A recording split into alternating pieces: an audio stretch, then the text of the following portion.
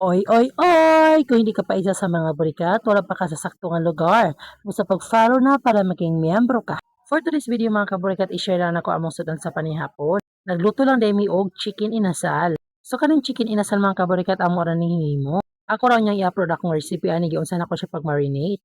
Pero sa pagkakaroon ato lang sa ni imukbang ato ang naluto na nga chicken inasal. Pero sa di pa tamang padayon mga kaburikat, here's our verse of the day. Ephesians chapter 3 verse 17 to 19. Then Christ will make his home in your hearts as you trust in him. Your roots will grow down into God's love and keep you strong.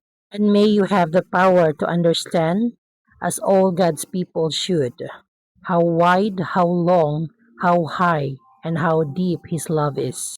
May you experience the love of Christ, though it is too great to understand fully. Then you will be made complete with all the fullness of life and power that comes from God. So dili dapita man ka ka nagpadayon na ta sa atong pagkaon diha. Kay lagi naka-low carb man ta mo wala tay rice, chicken ra ato ang kaon. Naghimo lang pud kog sawsawan diha mga kaborikat.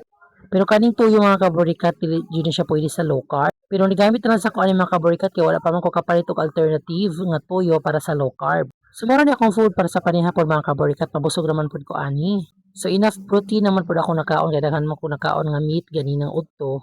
So kani add up lang ni siya sa kuwang nako nga protein for the day. So ano lang mga kaborikat kay sa low carb protein, mauna siya ato ang source of energy, fats and protein. So pag naka low carb ka mas maayo mas daghan kag protein gi-intake kaysa mga carbs nga mga foods.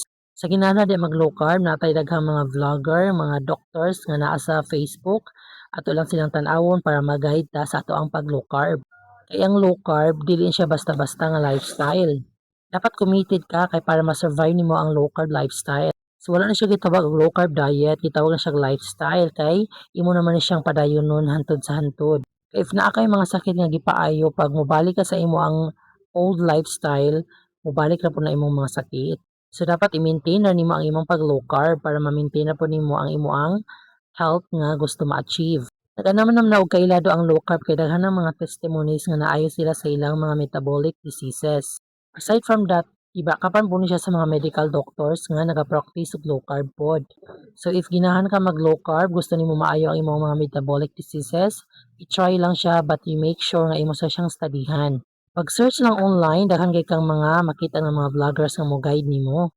Kaya ang nasabtan na ba sa uban, basta maingon lang nga low carb, wala na rice, pero daghan kay kang need i-consider. Kay dili ra man rice ang kontra or dili ra pod rice ang carbohydrates. Daghang mga food nga daghang carbohydrate content. So make sure lang ay mong gistudyhan og maayo ang pag low carb before ka mo enter.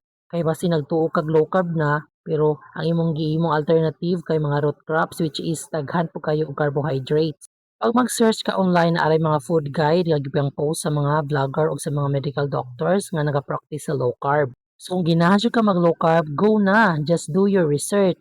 So I've been in low carb for almost a year na pod. So more to mga ka. Thank you so much for watching. God bless. Burikat!